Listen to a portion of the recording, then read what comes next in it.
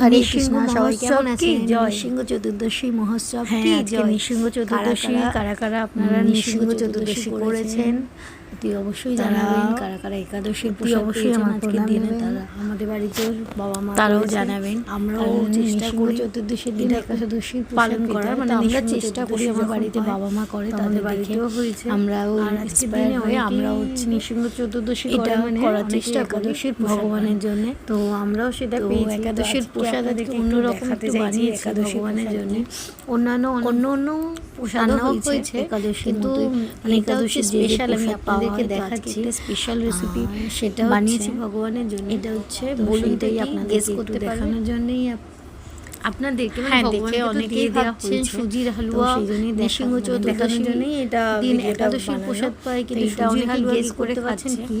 আবার তো অনেকে এটা সুজির পাচ্ছেন না, হালুয়া অনেকে না, ভাগে আজকে সুজির সুজির উপমা বলে বানানো রাখছি। হয়েছে। তো আর বলে রাখি, যদি এটা একাদশীর জানতে দিন চান সুজির কি উপমা রেসিপি, পেতে নেই, তাহলে তো এটা কি অবশ্যই আমাকে আমাকে কমেন্ট করে অবশ্যই জানাবেন। কমেন্ট আমি করে আপনাদেরকে জানান। এই আর যদি রেসিপিটা রেসিপিটা দেখাবো, জানতে চান কিভাবে আমি করেছি অবশ্যই আপনাদেরকে একাদশীর শেয়ার দিনও করবো, আপনারা তার পেতে জন্য পারেন। কমেন্ট করতে হবে।